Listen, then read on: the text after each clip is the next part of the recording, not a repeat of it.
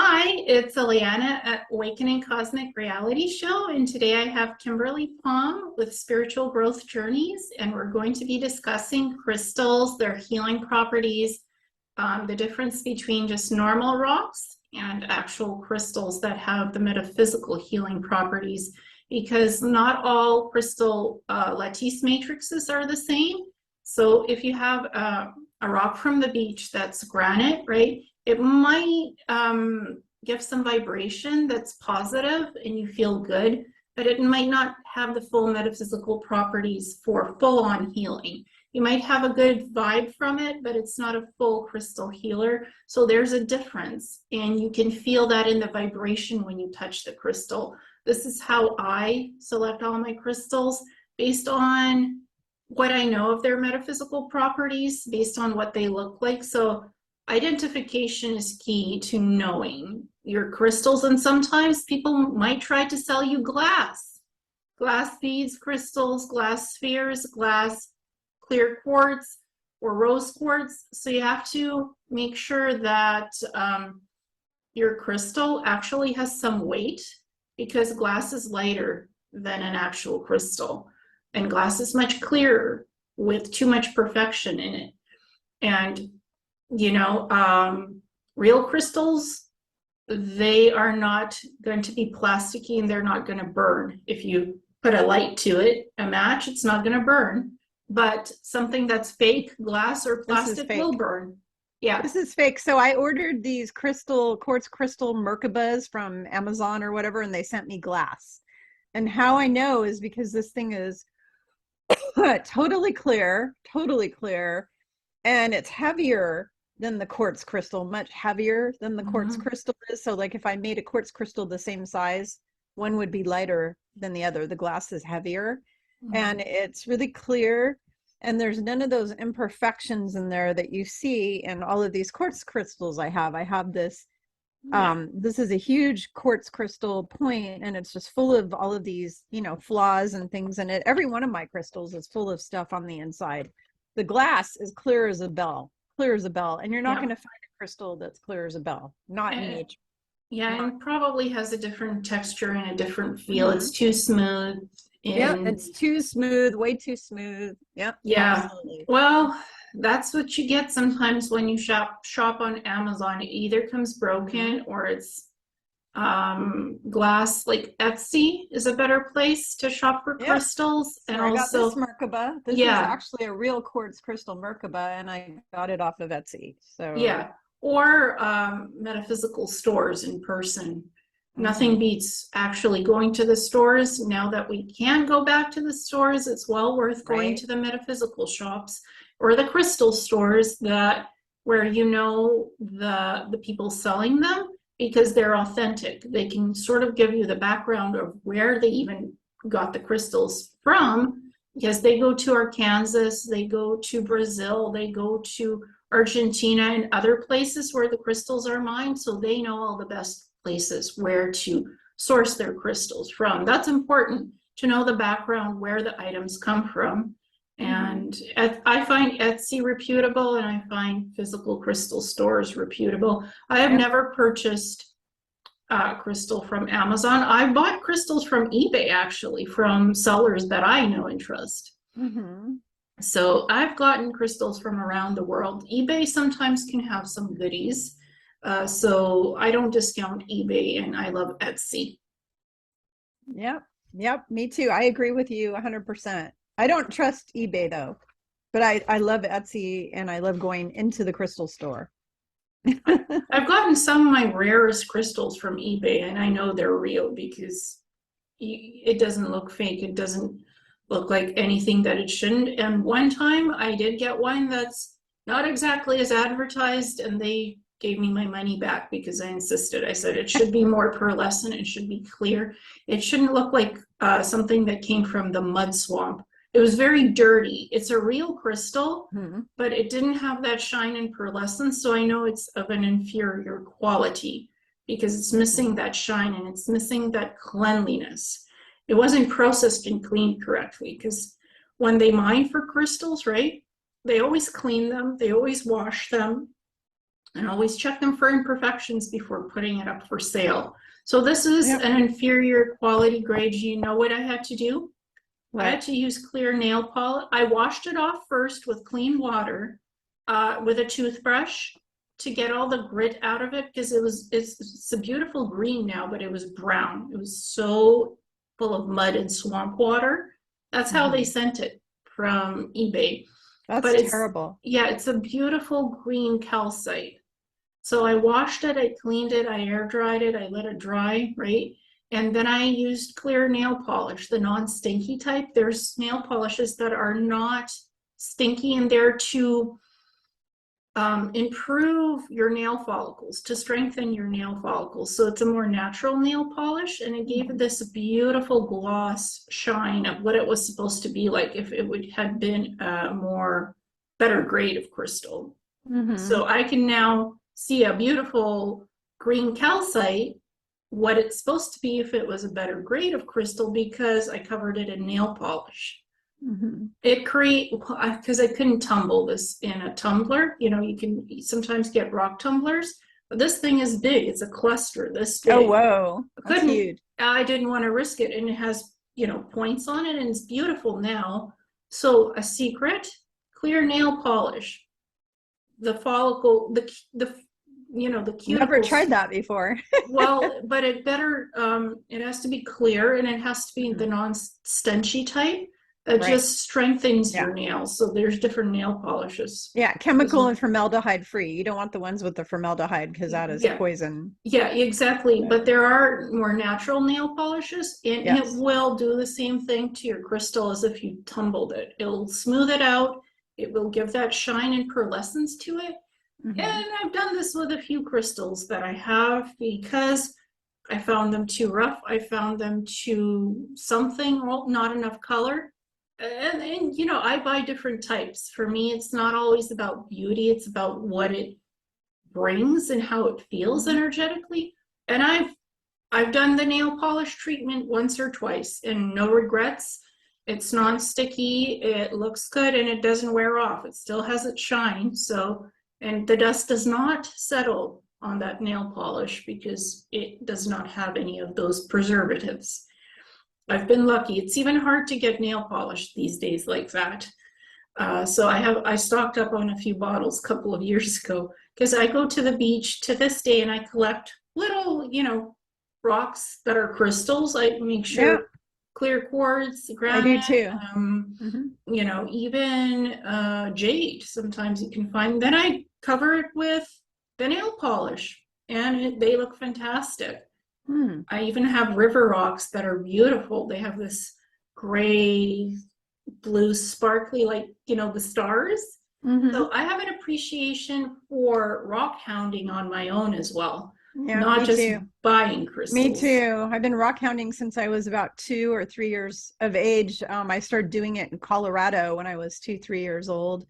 Colorado, Montana, South Dakota, North Dakota, all those places, Wyoming when I was little, because we used to travel to those places a lot when I was little, and started picking them up, you know, off the ground everywhere, literally at the age of 2 or 3. And you and I have talked about this before, that people who are attracted to rocks and crystals, pretty much you can bet that they had a lifetime in Atlantis, because the Atlanteans were totally infatuated with crystals and rocks and all that, and they made up the environment. You know, they used them to power up the cities and everything. So everybody I've met in this lifetime who has as much a love affair going with rocks and crystals as I do, I found out that they've all had, at least all the ones I've met so far, have had past lives in Atlantis. Yeah, it's like you're just drawn to the metaphysics of the healing of the crystals. You're drawn to the physical beauty of the crystals, because crystals really clean up the environment. They really clean up your space in your home, wherever your meditation room, your healing room. They really bring out the best of the energy, and they clean up all that muck.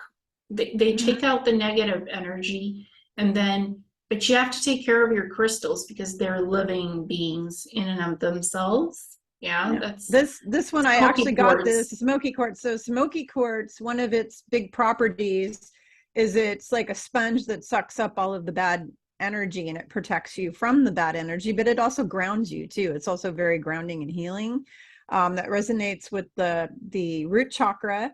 And when you take one of these with you when you go out in public, it helps protect you from people's negative energy. Mm-hmm. You know, it just blocks their negative energy. Yeah, and something like that can be washed underwater because Mm-hmm. it's not totally rough, it's somewhat polished. So you can wash that underwater, or you Mm-hmm. can use tinctures or a bell to energetically cleanse it if you don't want to put it underwater. Mm-hmm. Some Tuning people, forks. tuning forks, yes, that because it's all sound frequency, tinctures, tuning forks, and the bell. But you want to make sure that those are silver or gold or copper, Mm-hmm. your tools that you're doing with the cleansing, because copper, silver, and gold, it has its own properties that is healing and can cleanse the crystals. Yes. So, and what you want to, don't put your crystals in salt. Don't put them Really? in, no, don't put them in salt because it erodes the crystals eventually and it can make them dull and colored. I don't never put my crystals in rice or salt. Well, that's interesting. So what I've been doing, so we need to, I guess we should tell everybody about kind of the thing of what, in order of the minute you buy a crystal. So first of all, how you know it's the right crystal. So for me, I don't know about you, I'll let you share in a second, but for me, when I'm picking a crystal, sometimes they literally call to me. Like I'll walk in a store and there was this beautiful aquamarine crystal that was just calling my, it's like it was like having a conversation with me, and I attracted to it and I just had to have it. Like it was just pulling me, drawing me to it. There's those experiences. There's also the experience of you take it and you hold it in your hand and it should get warm immediately. If it stays icy cold for a couple minutes, it's not the right crystal for you. It should warm up, because ones that don't resonate with your energy field will stay icy cold the whole time. And so, for example, when I was picking out this, the guy took me out back, and this was a whole bunch he had just gotten in. He hadn't cleaned them, he hadn't prepped them, he hadn't done anything with them. And I was buying just tons of crystals. I spent like $500 that day, and I bought like all this stuff. I bought a Sacral Chakra singing bowl as well. I got like a huge discount on it. So he took me out back to show me his private like stock, and he had all these crystals laying there. And I energy and muscle tested on it, and I got it down to like a few, and then I held them in my hand. And then this one got pretty warm pretty quick, and that's how I could tell. You know, you can also muscle test on stones or use a pendulum. That's another way. But so what do you think? How do you do it when you're picking them out? Well, first of all, I make sure to go into a reputable store that I trust and like, and I know the owner somewhat, and I know where their stock comes from. That's the first place. If I'm not sure about the store, I keep looking. That's the first thing. I want to know where they're coming from, where they're stocked. And so that's the first thing that I do. And then when I come into the store, I read the energy of every crystal. I put my hand above every crystal that I pass. Doesn't matter whether it looks pretty to me or doesn't. That's not how you really, yeah, sometimes it's really beautiful and the energy is vibrant and it attracts you, everything fits. But sometimes it's not about beauty. It's sometimes the metaphysical properties of the lattice crystal matrix inside the crystal that grows it and makes it what it is. And it holds those healing properties or those metaphysical properties to boost your psychic ability, portaling, whatever. I put my hand above it and I sense, I don't touch it first. I put my hand above, and if the frequency is right for me, what I feel the crystal is good to vibrate with me for my purposes, I'll pick it up and then hold it in my hand further and see what I get from it. If I get further amplification that this is the crystal for me, say rose quartz to work on healing the chest or the heart or the forehead here of migraines, if I get that high vibe that it'll do that, then I will get it. It doesn't really matter to me whether it's rough rose quartz or polished rose quartz, whether it comes in a heart, a sphere, a circle, a palm stone, rough or tumbled polished. If I feel the right frequency, I will go with it. And then I also look for imperfections, whether it's, cracked or not, smooth, polished. Does it have any dents? Does it have anything that outwardly deforms it somewhat. Mhm. For the most part, I choose crystals that are, if it has a small scratch or something, that's fine. But if it has, like a dent or an obvious crack, then I will bypass that, even if the energy feels good to me, because at some point it will crack in half. So Mhm. I look for quality as well, not just what I energetically feel from the crystal. And sometimes crystals get really warm in my hands and sometimes they're cold, but I still feel the healing frequency. And even if it's cold, I'll get it because I Hmm. could heal the frequency. I could feel the frequency inside the crystal that'll do the healing. Even if it's cold, it's okay. As long as it Interesting. assures me that the healing property is there, I will get it.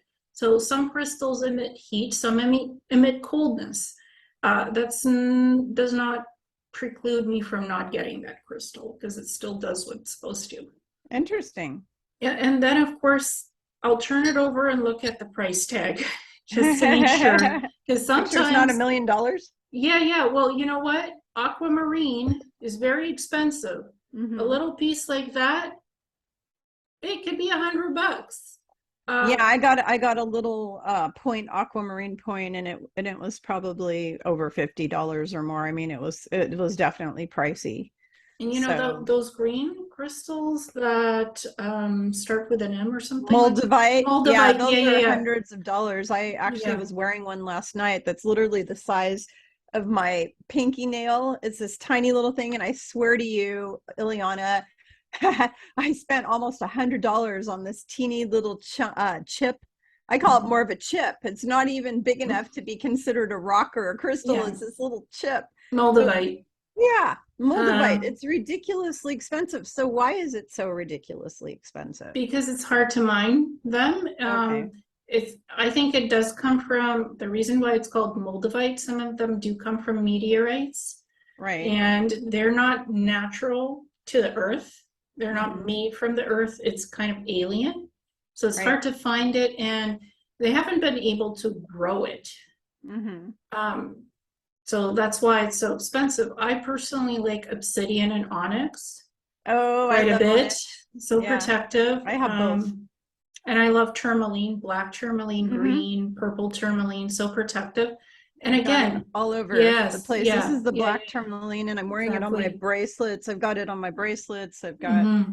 I made these bracelets. These are black tourmaline and selenite. Nice. I made those, but Well, and also I yeah, look at the shapes of the crystals. I look at the yeah. hardness Moss scale Hmm. because that's important. That sort of identifies the crystal for you, the color, the shape, the frequency. Right, And depending, sometimes you're buying crystals not just to hold in your hand, but for massage. right. So you might want a sphere for massage, or you might want a wand, Hmm. because crystals can be in spheres and wands, or Hmm. it could be in different like triangle shaped pyramids. It also like the purpose sometimes if you're using it for massage, that's good for portaling. That That's is sodalite. sodalite. And then I have a black shungite from Yeah. Karelia, Russia. And sodalite can Yeah. actually one of the it's either sodalite or something else that lowers your blood pressure quite a bit. Sodalite will Yes, lower your blood sodalite. pressure. Yes. Sodalite also resonates with both the third eye and the throat chakra. It works for both. And it Mm-hmm. also absorbs EMFs from your computer. I was told to have this pyramid next to my computer many years ago because it protects you from the EMFs from the computer Yeah. as well as the shungite. That's why I have the shungite next to my Yeah. computer. Shungite doesn't lower my blood pressure, but sodalite, I have a Yeah. wand that I got, like Mm-hmm. it was a pendant wand. When I put Mm-hmm. it on, my blood pressure went, it's low. That's how I discovered that my blood pressure is always low, just Yeah. naturally. And I Right. almost passed out while wearing the Wow. sodalite wand pendant. Wow. I love pendants. I love Wow. bracelets, crystals. My mom is a crystal jeweler. She Mm-hmm. makes necklaces and bracelets and rings and does wire wrapping with crystals from natural I crystals. didn't know that about your mom. That's awesome. Yeah, yeah. I help her with that sometimes. You could find a lot of good natural beads and stuff at Michael's, actually. Oh, So wow. Michael's is a good source for jewelry stuff, for wire wrapping, for beads and stuff. Michael's is great Uh-huh. for that. My mom is a grazer, I would say. She grazes at Michael's for all her components for making crystal jewelry, because you can buy really nice beads of different crystals, like natural Yeah, ones. That's yeah. something else to keep in mind. You can make That's how I beautiful made healing these. jewelry. I Yeah. made these myself, and I've been making jewelry for years and years, but I can't anymore. I had to stop because my hands are so arthritic. The arthritis, the osteoarthritis, my joints are wearing out in my base of my thumb, and it's getting worse and worse and worse. And so when my guides came to me and told me I needed to create this line, I'm wearing this from these bracelets from my line. It's called the Divine Feminine and Divine Masculine Protection Line.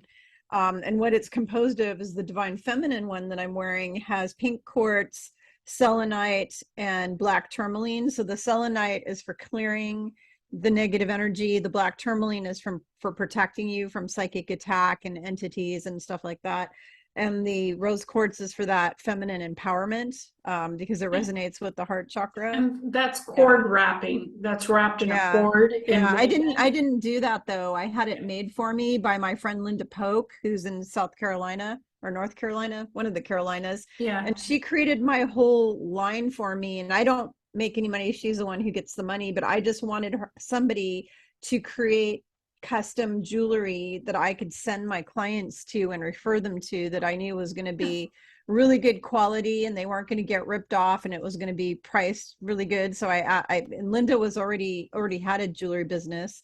She's got multiple sclerosis and she's stuck at home. You know, she can't work at a day job, so she does jewelry at home. Mm-hmm. And so I went to her and I asked her, can you design this line for me? And the masculine one has tiger's eye, black tourmaline, and selenite. So the tiger's eye empowers the divine masculine. And it's also good for women who have low self-confidence. So if you have solar plexus issues, the tiger's eye is really good for solar plexus. Yeah, I have a lot of tiger eye palm stones that I work with, and tiger eye is striped, so it has the yellow brown banding. That's how you know it's tiger's eye. I also love amber, which is brown yellow, and the clear amber and the darker amber are the good ones. So I have different crystals for different purposes. Some of them are palm stones that are smooth for me to work with healing stuff.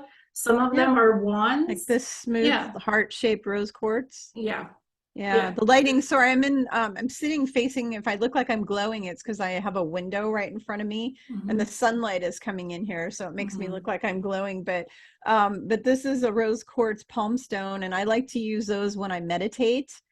You can also use that to rub on your body when you're massaging. And it's the perfect size too. You can use it. Yeah, you can put it on your heart to remove bad energy, that blockages. If you have energy trauma, it's very good for releasing that.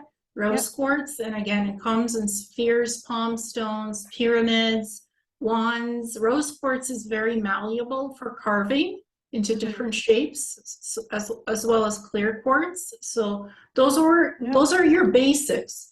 Rose quartz, clear quartz, and amethyst. Those are your basics in the healing toolkit that anybody should have. Everybody should have those. I agree 100%. And you also need to have a black tourmaline or black onyx or a hematite to ground you. You know, I use this hematite for grounding. Or a black obsidian. Black obsidian. Similar to onyx. Have you seen the golden, it's called golden obsidian, or it's called golden sheen obsidian. So it's black, but then it's got kind of golden sheen on it. I got one of those recently. It's kind of cool. Yeah, I've heard of it. I've never really seen it, but yeah, it's very weird looking because it looks like a black onyx that somebody sprinkled gold, like 24 karat gold kind of in a way. So it's got kind of like gold over black, like you can see the black, but when you look at it in the light certain ways, it looks like it's gold. So it's just a weird stone. We've discussed how to select crystals. So again, check the price tag, just check that energetically it vibrates with you, that you want it, and know your purpose, whether it's for healing, meditating, or just clearing energy in your home. Those are gridding. Gridding, yes, we'll talk about that too. then you go and buy it, work with it in your home. But when you get it home, also know the cleansing methods of crystals. Mm-hmm. Some crystals are very porous and Yeah. they're rough. They look rough. So you Mm-hmm. don't want to be washing those. You don't want to be Nope. putting those in salt. You can't wash selenite. You'll ruin it Yeah. if you wash selenite. Don't ever run it underwater. When I get a pink quartz crystal or any kind of a quartz crystal or even a rock, I usually will run them underwater for a minute to clear the energy, but I will not do that with the soft ones like calcite and selenite. Anything that has an ite, or like the soft stones, and the water will actually make it erode. It's really bad. I don't even do, if I have a rough piece of rose Mm-hmm. quartz, I don't wash that either because it can Oh, flake really? off. Yeah, it can. If Oh, if if wow. it's unpolished and rough, it'll can flake off during a wash. Oh, wow. I Yeah, didn't know that. I yeah, usually get polished quartz, so. yeah. Polished quartz you can wash gently, Mm-hmm. not under hot water. You want to make sure it's Mm-hmm. lukewarm or a bit cold. Don't Mm-hmm. wash your crystals under hot water. That can dissolve them or break them apart. Yep. Um, it can create deviation in the color spectrum. Mm-hmm. So I never put them in rice. I never put them in salt. What I do is the polished ones I will gently wash, and I will go over with a tincture or a bell or singing bowls, the metal ones. Mm-hmm. Or I don't use tuning forks for that because I think the energy is too much. I just use a bell, copper bell, covered in gold. I use a crystal tuning fork that's at 4096 Mhm. resonance because I work with a lot of tuning forks to do healing on myself and other people. And so I really like the crystal tuning fork for clearing the crystals, but each to their own. Everybody Yeah. needs to try different things and see what I have they I have tuning what they forks as like. well for that, but it's too much vibrations. The reverb it makes for Mm-hmm. me is a little too much. Mm-hmm. So I always use the copper bell that's covered in gold, Mm-hmm. and I ring it and I vibrate it and I put the intention. I also say this. Cleanse this crystal, rose quartz, for the highest good. Remove all negative energies. Remove Yep. any impurities from the crystal. Remove any energies, attachments, da da da da da. May this crystal be cleansed, purified completely, and be free of anything that is not for its highest good. So mote it be, so mote it be, namaste, and whatever else intention I want for Mm-hmm. clearing. So I put double Yep. clearing and I do protection. similar. I do similar when I actually pray over my crystals and I ask my team to clear it. I ask Mother, Father, Prime Creator, to Yeah, help me clear, and I program them. So exactly. do you want to so now that we kind of talked about that kind of stuff, picking and kind of clearing, the other thing is charging your crystal. So I like to Can we charge. go back to the salt stuff? Oh And yeah, sure, yeah, sure, so the reason why I totally. never put crystals in salt, Mm-hmm. doesn't matter whether it's smooth, palm stones, polished, or rough, is because salt will erode your crystals eventually. Wow. It can damage the color, it can erode the shape. And some people put their crystals in rice. It can scratch it. Mm-hmm. If you're moving it around, it can scratch it. So I just don't use those methods. Some people love those methods.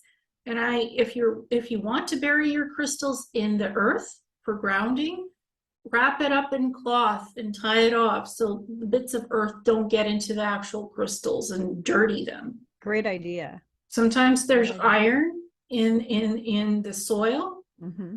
or it might rain, it Mm-hmm. might get too wet, Right. or there might be critters under, critters burrow, so they might take a chunk off your crystal. Mm-hmm. Some bugs love to eat rock, Mm-hmm. apparently. So you want to put a double layer of cloth or in a sack or in something so it doesn't get wet, dirty, or critters are not attracted to trying out your rock crystals or your rocks. Yeah. So if you and mark the spot where you bury your crystals so you don't lose sight of where the site is that you buried your crystals in the Right. soil for grounding. Just put a little marker, a flag, or whatever on top of that area. Do it in your background, in your backyard, where people won't steal them, unbury them, or critters. I have a lot of raccoons who come into my backyard, so I have to put stones. If I ever bury something in the ground, I have to put a stone thing on top, like a big boulder. Yeah. So Squirrels will dig them up too. Squirrels and chipmunks, all those guys will yeah, dig stuff up. cats, dogs, raccoons, you name it, they'll look. They're curious. So so if you're earthing them and grounding them, just put them in a sack or cloth, wrap them up nicely, 2 to 4 layers, and put a little marker where you buried them. So then when you come back, you'll know where they were to get them back. If I never put my crystals under the sun, because the sun can bleach them. Some people do sun energy cleansing of their crystals. They'll put it on a windowsill or outside. I never put mine under the sun. Sometimes I might under the moon for like 5-10 minutes, but even the moon is shining rays and that can disfigure the coloring of your crystals. So I never, again, I don't put my crystals are not anywhere where it's super sunny. Because again, that can bleach out your crystals. Wow. So I put mine in the sun, but I only do it for a few minutes, like really quickly. Yeah, that would be okay. I think I don't ever, because I don't want to. I don't leave them there. I think if you leave them there for a long time, and because put it this way, if your crystals were going to bleach out in 2 seconds or 2 minutes or whatever, your body would burn up too. I mean, so I don't think that the sun is good. It's kind of like you can go out in the sun and not get a burn for like 10-15 minutes before you start to burn. So I think if you put your crystals, if you want to put your crystals, so I'm motivated to put mine in the sun to charge them. I like to do that, and it's a personal preference, but I only will leave them out there for 5 or 10 minutes, and then I will get them in. Yeah, same with moonlight, because it's all rays of light that impact the frequency and charge the crystal. What I do sometimes to charge crystals, I get a rose quartz or amethyst base or citrine base, and that will just get a nice sort of, and it's called selenite. I use a selenite charging. This is just a little piece of selenite, but if I can get this out without the sun, I'm trying to get it in the camera for people to see in a way that there we go. Now you can really see it. So that's selenite, and I have 2 big charging plates that are flat pieces of selenite, and that's what I put.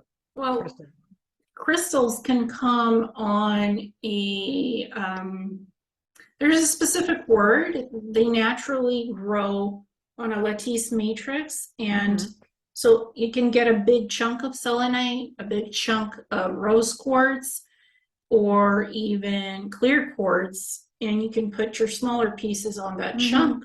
Yep. But there's a special word for it. Is it? I'm trying to think what that is. Yeah. I'm trying to remember. The other thing you can charge crystals on, though, is also organite plates. Organite plates are also good for charging. Yeah, but maybe I prefer a huge chunk of selenite rose quartz, and it's a cluster. Okay, got it. Cluster. It's a large cluster. So citrine, rose quartz, or amethyst. Or clear quartz. Yeah, I have those. I have a whole bunch of we have citrine clusters here in the house, and we have, because my kids collect crystals too, and we have a lot of amethyst clusters around the house. And I have a selenite, or is it I think it's not selenite, it's celestine, or it's that one that's that celestite. Beautiful blue. Yeah, it's the one, it's celestite. It's the one that is this gorgeous like sky blue color, and it resonates with the angelic realms. Angelite. Angelite also does that, but angelite is not. Celestite, this is the cluster of crystals. Celestite is really clear, and this is a clear sparkles. Blue. This is a clear, sparkly, light blue color, and it's in a cluster of crystals on a rock. Like there's a rock beneath it. Yes. The energy from those clusters is so freaking powerful. All of them. You know, I mean, if you hold it when you're meditating and you don't feel that energy, there's something really wrong with you. That's all I have to say. Your auras might be blocked, or something's blocked. Or you're experiencing too much trauma, physically, mentally. There might be sickness. Something is really blocking you from experiencing the energy of the crystals. Yep. Mhm. Absolutely. I have people all the time say, why can't I feel any energy on crystals? And it's like, well, because there's something blocking you. So then there would be like, well, what? And I'm like, well, and if you do a private session with me or Ileana, we're going to be able to tell you what it is that's blocking you, Yep. you know, Yeah. pretty much. I'm a Yeah. medical intuitive. I'm a Yeah. psychic. Me I'm an too. Akashic reader, energy healer, crystal healer, crystal gritter. So I do all of it and psychic surgery as well. And I do psychic readings. And you do a lot of that stuff too. You and Yep. I have been collecting crystals for quite a while and healing with them. You can Mm-hmm. also use crystals for protection to ward off evil, black magic, death Yep. magic. Um, I remember when I had an experience where I had an attack of death magic and cursing come at me, and I Oh, called you wow. right away. And I grabbed the first thing you said, grab some turquoise, grab Mm-hmm. some black Turquoise. Yep. tourmaline. So, the first thing that I have this beautiful turquoise butterfly bracelet that's huge. I don't wear it because it's big, it's huge, Mm-hmm. it's real turquoise with embedded in silver, like it's Wow. handmade. Gorgeous. It's so Yeah, expensive now. It used to be inexpensive. I went to Colorado and I wanted a rough turquoise necklace to wear for protection, and I couldn't find anything that was under $100 and something for like the tiniest little amount of turquoise, like such a small amount. It's so expensive. I have a ring that was designed by a Native American jeweler. I want to say his name was White Horse or something like that, but it was back in the early like 1990. I bought this thing, and back then my friend who owned the jewelry store, she gave it to me for her cost, and her cost was 75-80 bucks back then for this mhm. ring. And she was charging a couple $100 or more, for it. That same ring today, because of the size and the quality of that turquoise, because it was such a high quality turquoise, would be hundreds of dollars. High quality turquoise is real expensive. Well, this is high Real expensive. quality and it cost me like, Yeah. I would say 25, $50 five, seven Wow. years ago. And Yeah. I have it on display. I don't wear it out. I don't take it anywhere because to me, it's just like a shamanic tool. It Hmm. helps me to find people anywhere in the world. I put it on and I direct it as a finder, right? And it's also for healing. So that's the first thing that I grabbed when I was attacked, and it removed any energy that was trying to burrow into my soul, into my aura field. It cleared it off, and I was holding a tourmaline as well, black tourmaline. That's beautiful. Well, so my thing, Ileana, I think we've talked about this before. I'm kind of an expert on what I call demonology 101, because I've had to fight off attacks my whole life. So I've had to figure out how to do it. And I come from a family of mediums and stuff like that too. So when you're working with dead people and demon, you're working with all that, and you go into a haunted house or building, you have to know how to protect yourself. Yeah. If you're doing ghost busting or any of that kind of thing. So the thing is that the tools that I tell everybody that they need for what I call entity protection, so dark entity protection, are black tourmaline, selenite. I think black onyx is good, and that turquoise is really, really, really excellent. And also sometimes lapis lazuli. So the ancient Egyptians and the ancient Native Americans and a lot of the indigenous people all use turquoise and lapis lazuli. Those two are very, very, very It's highly. actually lapis lazuli that lowers blood pressure, not sodalite. Is it? Yeah, lapis Oh, because that's the lazuli is one that blue. resonates with your third eye. It's a dark Yeah, blue color. I have one right. Where is it? it's I thought I lazuli. brought it. Maybe I Yeah, didn't. it's lapis lazuli. Oh, is it? Okay. Yeah, Yeah, it looks a lot like the sodalite, except yeah, there's no white on it at all. There's some yeah. gold. It's very dark indigo blue, and then it's got gold in it, like Yeah, little I pieces of think gold. it's the lapis lazuli is the one that lowers blood pressure, not the sodalite. Really, Because I really. have a lot of sodalite stuff that I hold in my hand. I have a Uh-huh. sodalite crystal skull. So Hmm. I hold that a lot in my hand. I call him Thunderbird because it has that white stripe, thunder Yeah. stripe, Thunderbolt, Thunderbird. I hold him a lot and I never get my blood pressure lowered. So it's the lapis lazuli actually. Okay. You know, it's interesting. I didn't have that experience with it, but when I use it, I usually place it over the top of my third eye and lie down and meditate. And I'm lying down anyway, so I wouldn't know Yeah, if my blood pressure is being lowered because it's yeah. already low from laying down. I So, have the Lapis Lazuli wand pendant. wow. So it lowered my blood pressure. And again, Lapis Lazuli looks similar to the sodalite, except the sodalite has the white Yeah. stripes It or the has white in it. thunderbolt.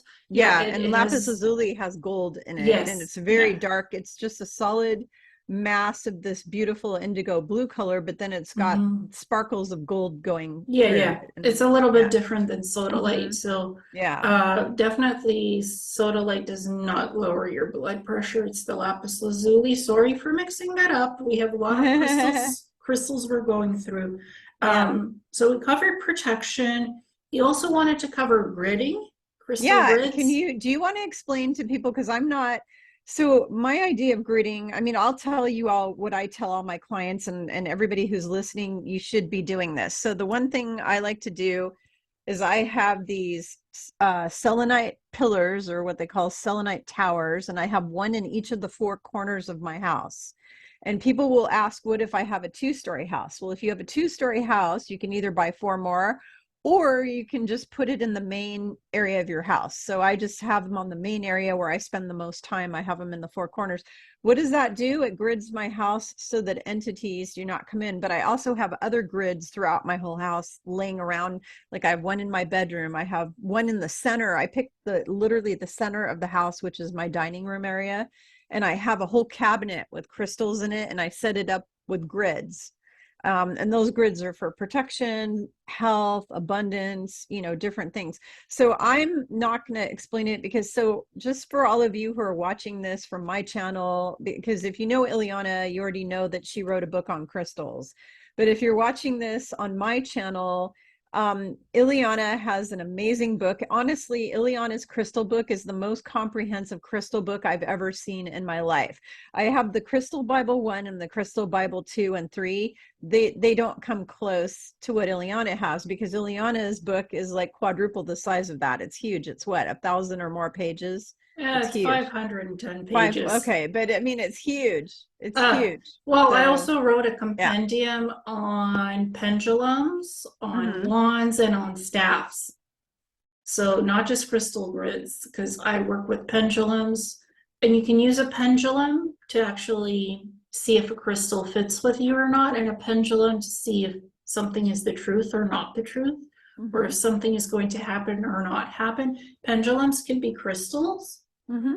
or it could be metal, or it could be wood also, as long as it's shaped in that bullet or in that Upside down triangle kind of a yeah, yeah, form, yeah. basically. Well, I prefer my pendulums to be double terminated crystals that have points on both sides. Then you can easily fit it into a metal ring and attach a metal chain to it Hmm. with a bead to make it into a pendulum, and you can use epoxy. There are special types of epoxy glues that will glue metal. Silver, always use silver. A ring, right, where you could attach a chain like this or on the side, so it's balanced proportionally. I don't know if you know, I have a pendulum class. It's up on my website. So I have a whole pendulum class, and I tell people what type to buy, where to pick them, how to pick them, how to clear them, how to program them, how Yeah. to work with them, how to protect Well, them, yeah, the whole I the prefer whole the thing. double terminated ones because they have a perfect balance, or the pure upside down pyramid type. Yeah. Those are the ones that are most balanced for a pendulum. Mine, I like the basics of rose quartz, amethyst, citrine, and aventurine. Those are Hmm. the ones that Those are or ones clear I like quartz. too. Yeah, those are the basics to start with because they're easy energy to read, and really they will connect with your energy the best. I also have wands that I make. I make wands and staffs. They're really protective. Crystals, wood, metal, I combine them all. And again, you can buy Gorilla Glue or epoxy glue, and it works great with your crystals to actually bond them to the wood or the metal. So I have a compendium book on how to do that as well, how to craft your crystal tools to heal and to energize your body and the soul. But let's get back to the gridding. I just wanted to cover the pendulums, the wands, and the staffs because they're powerful as well. They're powerful energy. So do you have information for connectors. people on your website or in your book that people can use to create a wand for themselves? Yeah, I if have. they want to. Yeah, I have a separate compendium, new Okay. book that Okay. specifically centers on the wands, the pendulums, and the staffs. Awesome. Because Awesome. that crystal book, the original one, it covers everything about crystals, and it talks about pendulums a little bit in the wands, but it doesn't see, it's kind of like a sampler of everything, where this one is specifically crafting wands, staffs, and pendulums. There's more examples how to do it. So there's also crystal elixirs where you could put crystals like rose quartz. Yeah, in the water. And Yeah, in the water. Stuff like yeah, that. yeah. Rose quartz, clear quartz, aventurine, and some people use shungite, really high quality shungite too. Yeah, aventurine and amethyst. Yeah, you have to be really careful what kind of crystals you put in the water because you don't want to ingest stuff that may have lead and mercury and other kinds of things in it. So if you do crystal infused waters to drink, be really, really careful what you do. Yeah, I would say the safest is rose quartz, amethyst, and clear quartz. Those are the ones that I stick with.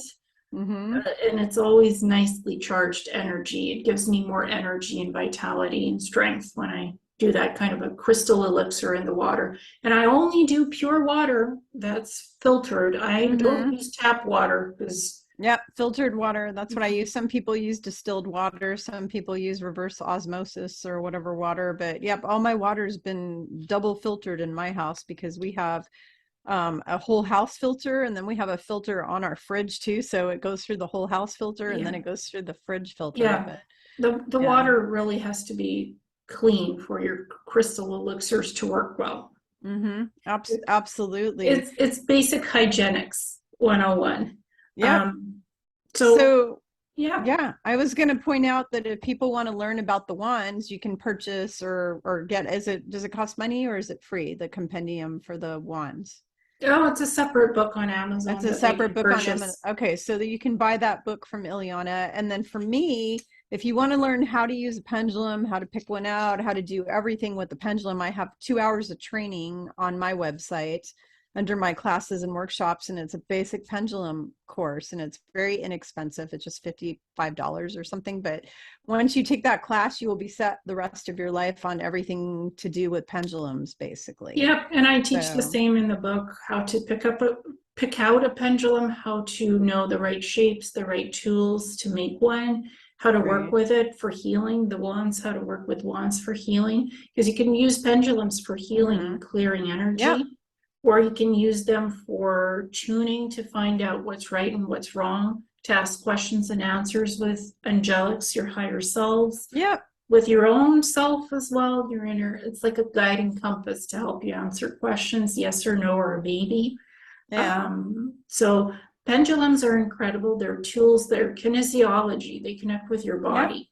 I love them. Yeah, it's connecting. And when I do mine, I'm connecting it not just with my body, but also with my higher self and with creator, with source. So I'm connecting it right up through me to that. That's what I'm doing. Yeah, and I reprogram them for specific things. Then we cleanse them and clear them after a session. So that's important. But let's get back to the gridding. Yeah, grids. I love grids. I use a piece of paper that's 8.5 by 11, and I have a symbol printed on it, color, sometimes black and white. I use flower of life, tree of life. I use all kinds of sacred geometry. And as long as the symbols are not warped, there's nothing that shouldn't be in there. Flower of life and tree of life look specifically. They have a certain amount of rings and the shape, right? So as long as the symbol is not warped and you know the significance of the sacred geometry, it's pretty safe to use. I printed out 8.5 by 11, either portrait, vertical, or horizontal. Depends on how I want my grid to be. So I print it out, then I go to a dollar store and I buy a clear glass frame, just glass, without any wood on it.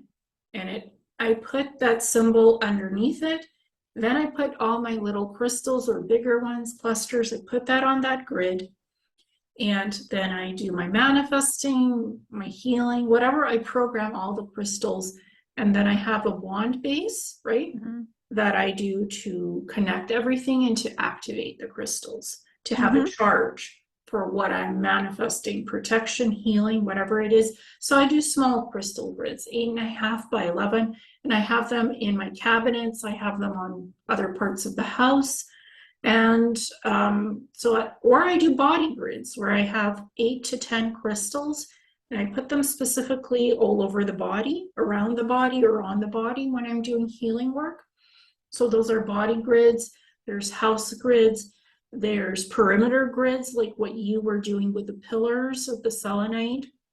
You can have small grids. You can have big grids. Some people actually collect huge amethyst wings, carved wings, and they put them up as protector points to all the 4 corners on their property or within their house, and it really protects your home. Wings are angelic symbol for protection. It's connected as above, so below, from source creator to the physicality here. So crystal grids can have any type of crystals in them. You can put objects to energize and power. If you're going for a job interview, you could put your keys or your wallet in there and supercharge it to be successful during the interview. Or even a ring that you're going to wear, something, or a pendant, you can supercharge it for success, for stability, for finding the right job. You can charge it in the grid, then you can wear it, have it on you, and you'll get the job because that's what you created the success for with the crystals and the item that you charged in the middle of the grid. You can create different manifestation. I want to buy a house. You can write words of power on a piece of paper. You could put it under the crystal on the grid, on the glass, right? And you can supercharge it with the wand base. Or one of these. Or one of these. That's a wand. That's a wand. Yeah, like that. Exactly. So that crystal grids, the art of healing with crystals, it teaches you how to make crystal grids and the different types of crystals, what their healing properties are, metaphysical. It teaches you about elixirs. It teaches you about pendulums, wands, and more. You sample a little bit of everything. And the compendium book is focusing more detail on how to craft wands, pendulums, and staffs, plus the descriptions of the crystals as well. So that's why it's called the compendium. Yeah. Crystal grids are very powerful. You can make them big or small. You can use any type of crystal. Just do your research on the healing and metaphysical properties of crystals, so you already kind of pre-select what you're going to have on your grid. So you need all together all the components. If you don't feel comfortable putting a symbol underneath, you don't have to. You could just lay out the grid on a table. I've never used a symbol. My grids are all kind of channeled. I get them channeled to me because, I'm psychic. So I channel all my grids that I create for myself, for what I need for me personally and for my home, Yeah, I channel them too, but I get the symbols coming in as visual representation of what I should have as an anchoring sacred object, geometry object, because I love to anchor my grids to something. To connect them to something. So I like to use sacred geometry. I first see it in my mind's eye, the visualization. Then I go to find the representing symbols. I make sure I know the descriptors of the symbols. Right. So I get similar, except I don't get it as a picture to put down on like a table or something. I actually get the symbol of how do I explain this? I actually create the symbol with the crystal. So like I create my crystals in the shape of what I'm shown to do. So like I have one that looks like a big peace sign, and it's to create peace in my household. And that was given to me to do this peace sign. And then I have another one that's like many different like rings of crystals, and it's in a certain like symbol. I can't even explain it. You'd have to see it. but I get like a download and I'm shown where to place the crystals like in a specific like pattern that is a sacred geometry pattern, but I don't like print out like anything and then do it. I am shown like actually how to place the crystals so they're in this. Does that make sense? Yeah, You know what I'm yeah. talking about? Well, Yeah, I that's get the usually what I symbol. do. Yeah, I get the sacred geometry symbol. And then on top Yeah. of that, I also lay out the crystals in a Mm-hmm. geometric shape or pattern that fits my manifestation purposes. So it's kind of like Yeah. two symbols and two Right. organizers. Right. And I don't think that there, and just for everybody who's watching, what we're sharing with you, how we do things, there's no like right way or wrong way. It's all individual. It's all what feels good to you, because if what we're sharing doesn't feel good for you, then you may want to try something else. So, we're not always right. Okay. We're always learning. Ileana and I might both be teachers, but we're also students forever. We're all learning always. So we don't have all the answers. So when we're telling you, okay, here's what we do, or here's what you can try it. But if that doesn't resonate with you, don't feel like, oh, it's bad, or don't feel like you made a mistake or it's wrong. Nothing's right and nothing's wrong. It's all about what feels good, what resonates with your energy. Yeah, and also the reason why I have my crystal grids on a glass base is because Mm-hmm. glass amplifies the energy of crystals and the power. It's like a refractory Right. energy I have mine all source. under the glass. I Yeah. actually have a coin table I inherited from a very beloved aunt who I love very much. She passed, and it's a glass. It's all glass. It's all the way around it. It's glass. And then except for the bottom where you lay the crystals.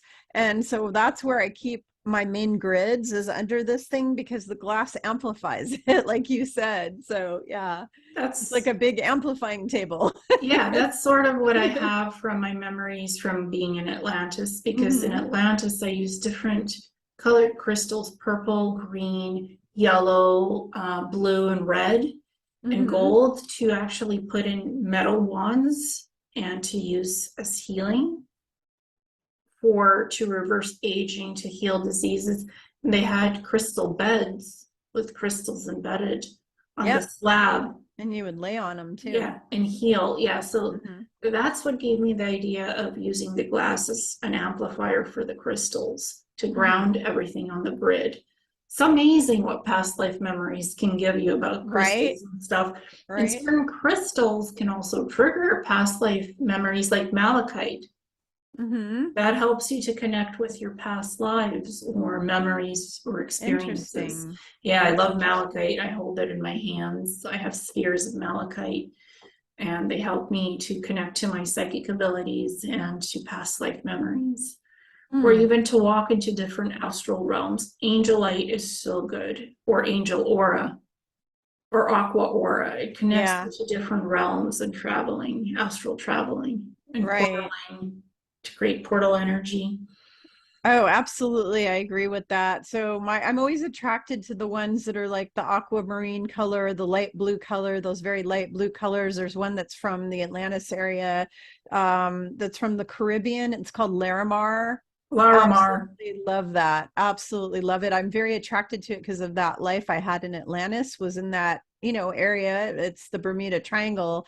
In fact, for all of you, since we're talking about crystals, there is a giant, I want to say, 100 foot, 200 foot, who knows how high it is, long crystal tower made of solid, what's that called, aquamarine, at the bottom of the ocean in the Bermuda Triangle.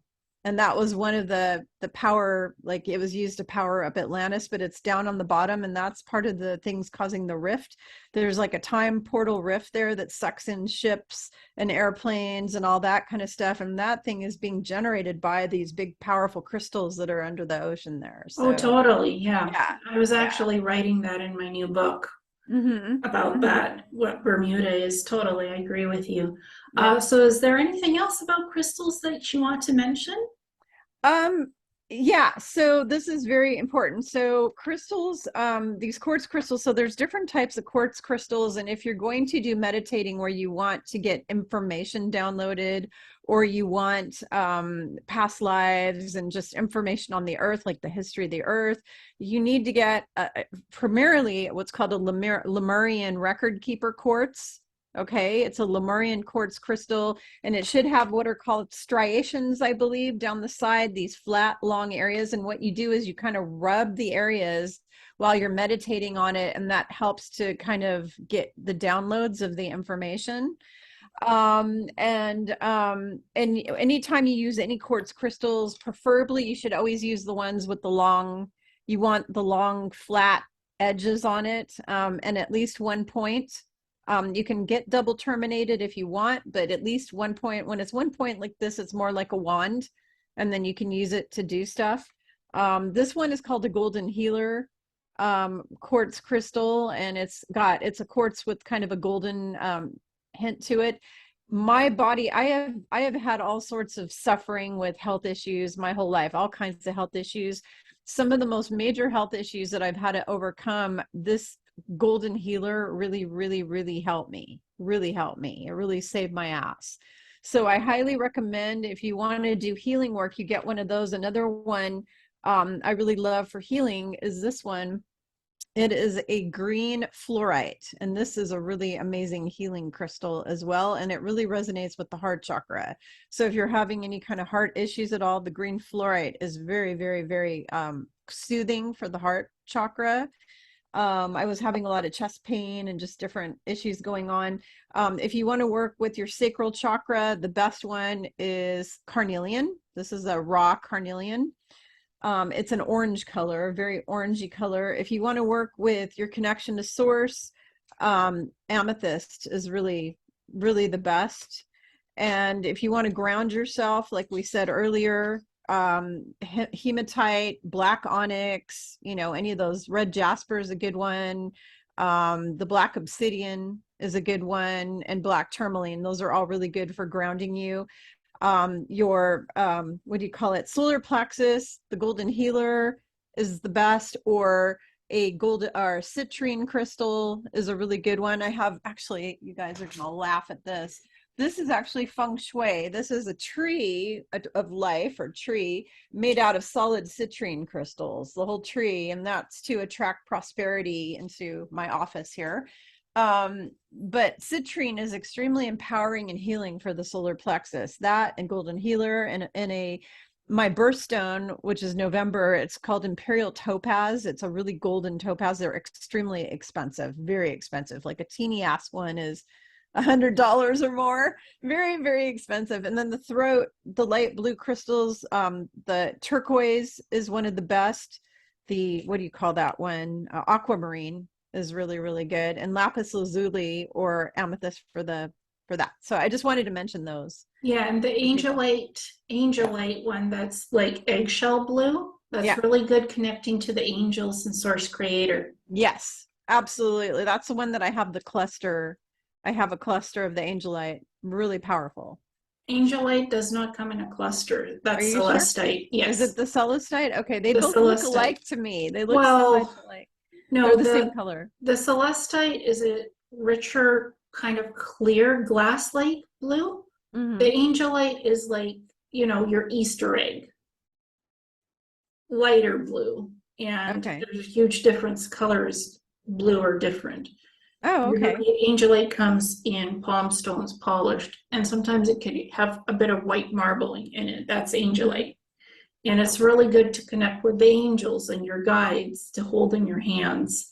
And there's also blue calcite that looks like angelite.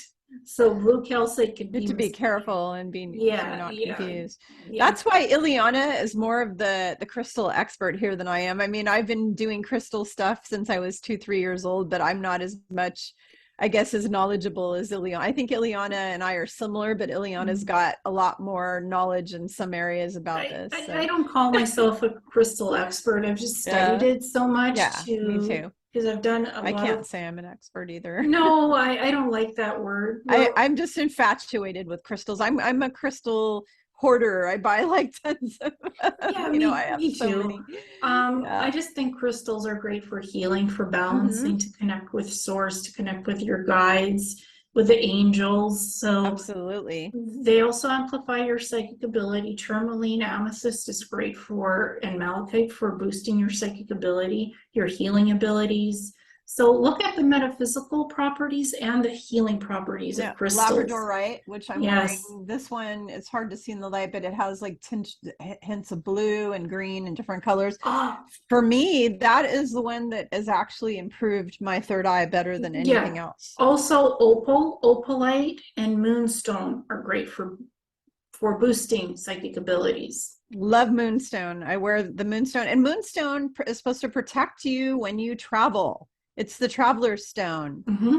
And have you all heard of the term the Philosopher's Stone? The Philosopher's Stone, what crystal is that again?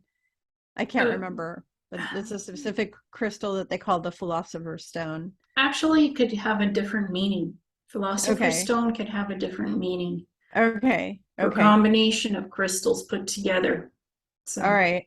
Okay, because I thought it was rainbow fluorite because it's supposed to improve your brain. We'll put it this way. When I was going through my training to be a certified meditation instructor and mindfulness instructor back about 15 years ago or so, I held on to a rainbow fluorite every time I would take my tests.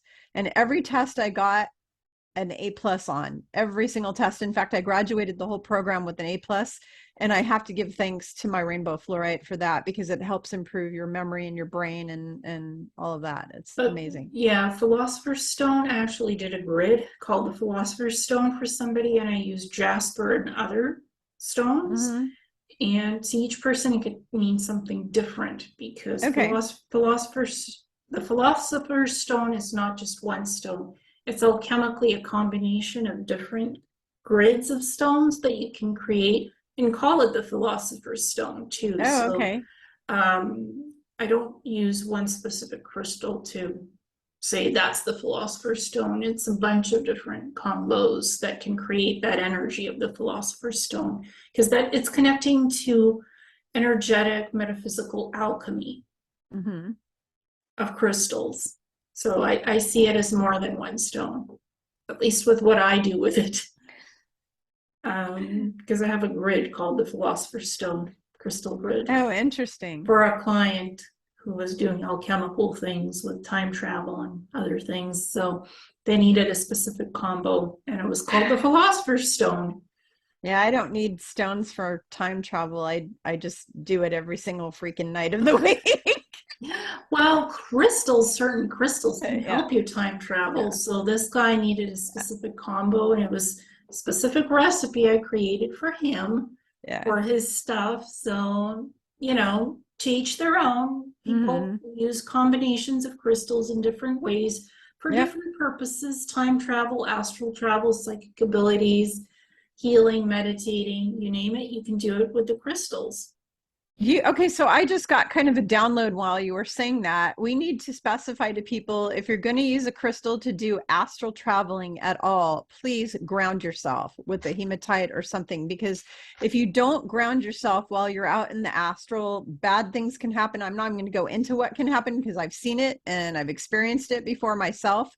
And you don't want to go there. So I learned the hard way. Let's just put it this way. I went to the school of hard knocks when it came to astral travel, and I didn't do it Same. correctly when I first started because I was in my 20s and I was stupid as heck. And so I did stupid shit when I was in my 20s, So what did I learn? I learned that I have to ground myself every time I try to do any weird stuff like that, because if you don't ground yourself, you're going to get yourself into trouble. And I'm not going to tell you what kind because we don't have enough time to talk about it, but let's just believe me that you want to ground yourself. It's very Yeah, important. basically with astral travel, you don't want to get lost in a realm where you shouldn't be. You want to be Yeah. anchored and grounded with crystal protection and a Or nice get mantra, detached or get or detached detached, soul totally. detachment from the Yeah. soul cord, or you don't want to be attacked by entities or baddies Hmm. of negative energy or frequency, or entities that are alive. They're attracted to your soul field energy. Hmm. Crystals protect you, they shield you, and they hide your soul spark. So these things do not get attracted to your light source. Absolutely. Absolutely. Oh, and I just wanted to tell you, I'd never seen that background before. That's beautiful. Oh, thank you. The Yeah, that's background new. with the pictures, before Yeah. you had glass cabinets behind you. They're still there. They're just nicely covered with this Oh, moon healing tapestries, and they have crystals. I have amethyst clusters on top of the bookshelves. wow. And we're matching each other today. We both have the Yeah. blue on. I'm wearing the same color blue almost as you're wearing, except it's Yeah. got some little white Well, flowers on it. But yeah, you and I yeah. were both trying to find backgrounds that Mhm. really work for us for our Yeah. interviews and stuff. I went with this because I still want to be able to access my crystal grids, which are in the glass cabinets, now covered by Right. these beautiful tapestries. They're still Right. there, folks, still powering the healing energy of my office. And I Yeah, have they the, just have tapestries. yeah, and I have the amethyst clusters to sort of anchor everything together. So this is my natural way of creating a background where my Hmm. bookcases are still useful, but I can have just a more beautiful background that's natural. Some people love to Right. use green screens and put different I usually backgrounds. do. I usually have a green screen now. I used to not, but the reason I don't have it today is because it's like 100 degrees outside, and in the room where I am, when I put the green screen behind me, it blocks the air conditioner flow, and then I start to sweat. It gets really Yeah. hot, so I didn't want So, yeah. to. And for me, I can't have that as an Yeah. option because I have bookcases behind me, so I can't have Hmm. anything moving or, that's why I went with this. Thank you for noticing. Yeah, it's beautiful. I Yeah, love it's it. it's like functional artwork and it's functional background. Folks, you can make whatever background you want. You don't have to spend thousands of dollars or hundreds on a screen. You can Hmm. create whatever works. Tapestries are great for a I've natural got background. Yeah. that's actually a painting tapestry painted by the artist Nell Bliss, of Mary Magdalene. Hmm. And so I have that. It's an actual painted tapestry that I got from the UK, shipped over here of her Hmm. because it's the most accurate Yeah. representation of Th- her. This is also a painted tapestry. So Hmm. they're painted, hand painted, and they're beautiful, and they serve a purpose of a Yeah. nice background and also artwork. It's not Yeah. just a background thing to cover up glass. It's also to, my office is small, so I can't really hang a lot of artwork. So this is artwork and it's beautiful. If you guys are picking something for a background, pick something that's neutral, soothing, beautiful, has meaning to you, but Yeah. not something flashy, over the top, la la la la, that distracts Right. from, your healing from, because this office is used for healing.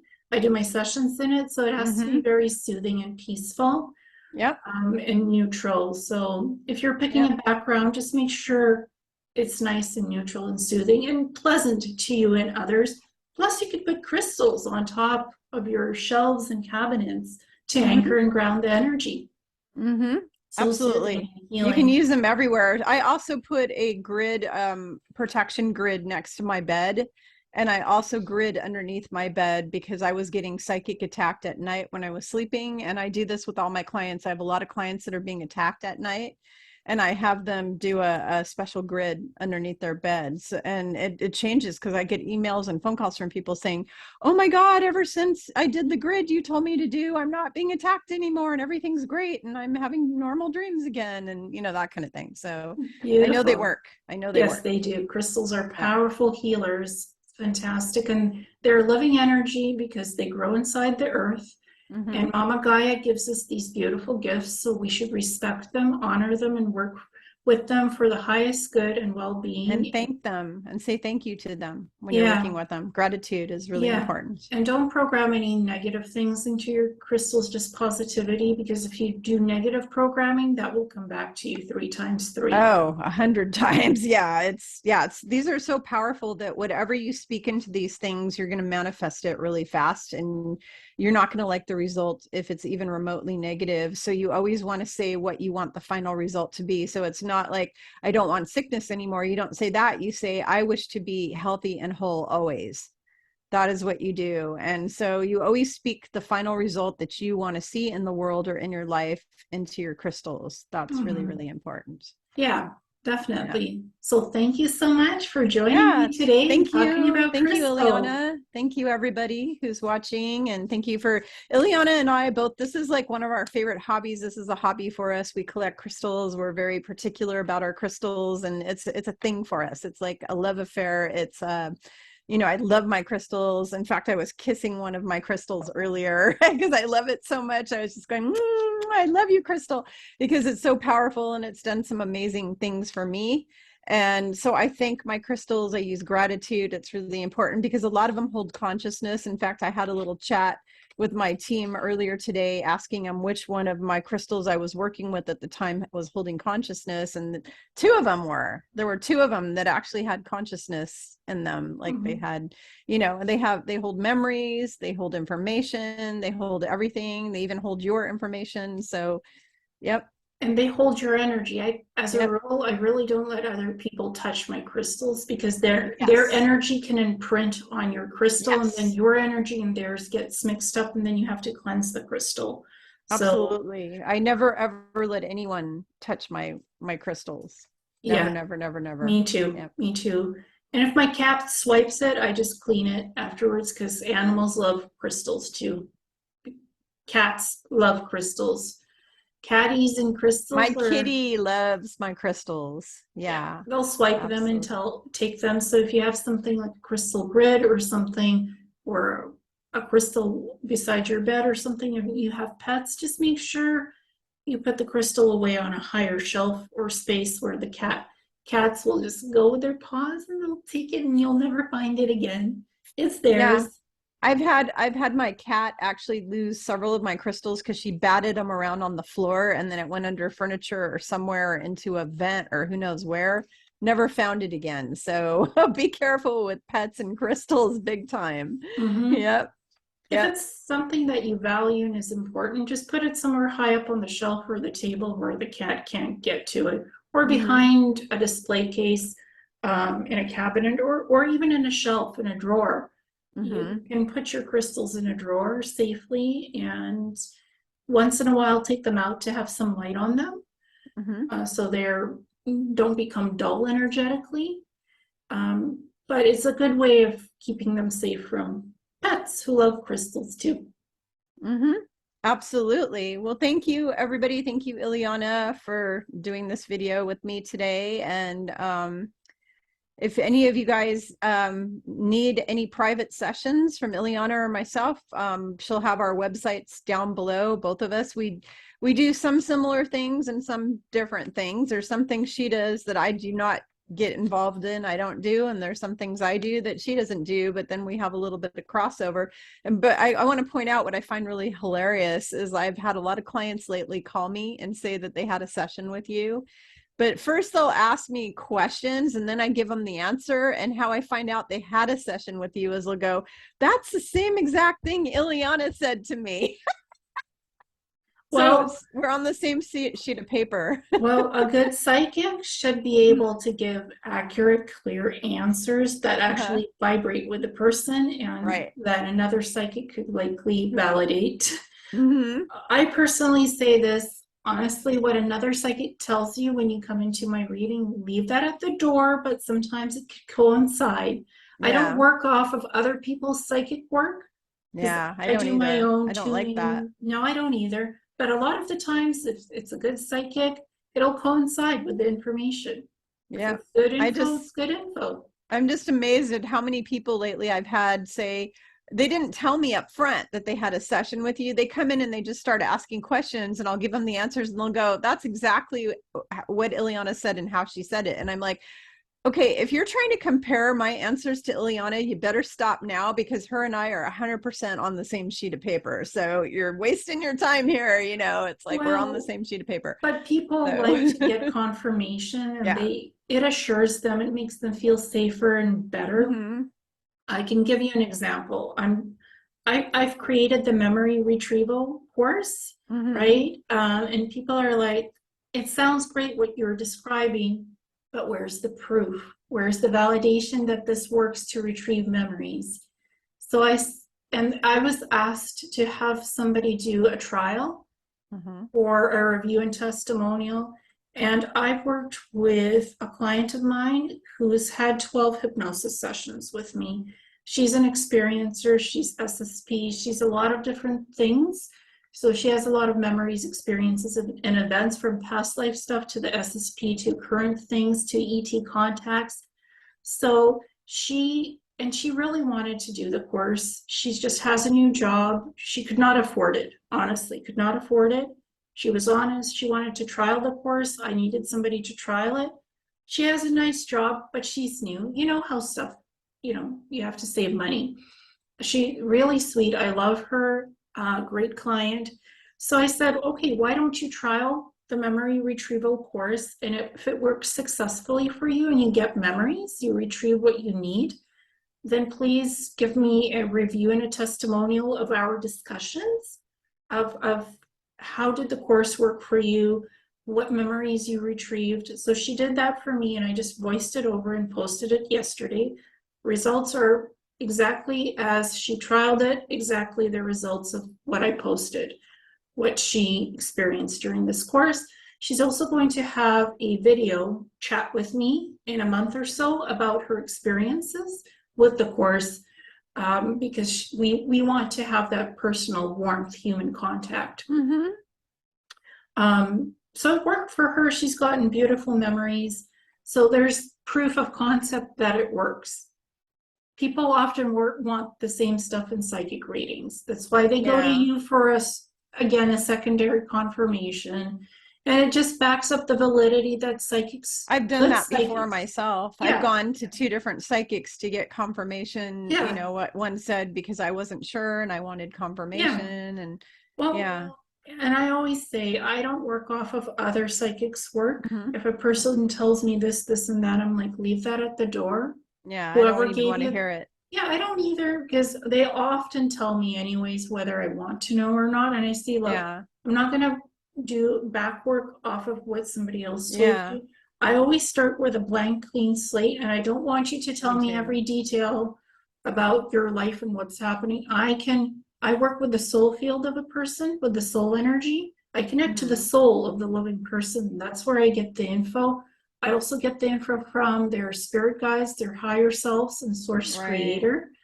There's a lot of ways you can get info from the soul of the person, from what they tell you a little bit. You connect with them many different ways. You can do tarot card readings. You can do crystal sphere reading with a candle in a clear sphere. Do a reading like that. That's another way of using a crystal sphere. Clear quartz or smoky quartz is great. You can connect directly to the energy fields. A good psychic knows different ways of how to connect to somebody to help them on whichever level they need. You and I both do that. Yeah.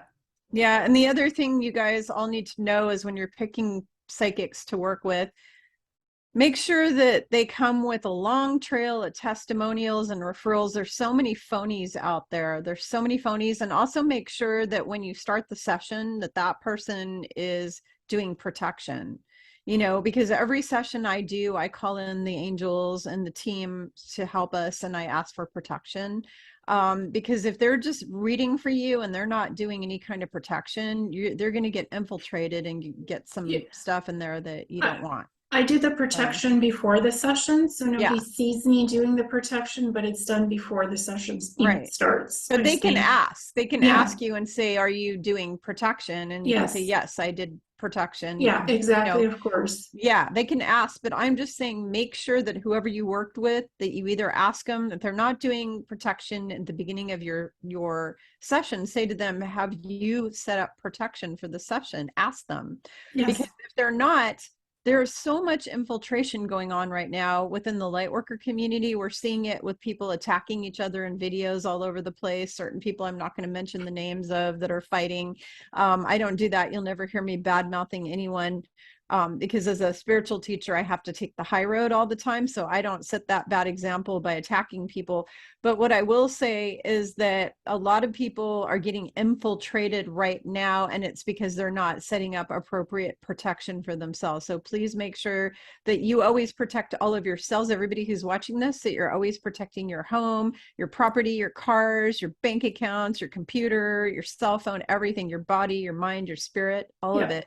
Your family members, because the dark will even use your family members against you. Because before I started placing protection around my family, they were being utilized to try to take me out by the dark side, because the dark side couldn't get to me, but they would use other people. They would use friends. They would use other people who were not protecting against me. Yeah, any negative energy inside a person, the bad sources, the baddies, the entities can use those people as proxies to get to you. Yeah, I've seen that happen in sessions, and then you have to do entity clearing and entity attachment removal, because negativity attracts more negativity. So that can be cleared energetically with crystals, whatever is right for that person. So I think on that note, you can gotta go. We have covered quite a bit. Yes. And you can be reached at Spiritual Growth Journeys, and I can be reached at Messages from a Star Traveler. Just type that into a search engine. We'll be popping up. And we're here to help you, guide you, heal you, and we're here for you. Yes, absolutely. Thank you, everybody. We love you all. Thank you. Namaste. Namaste. Bye.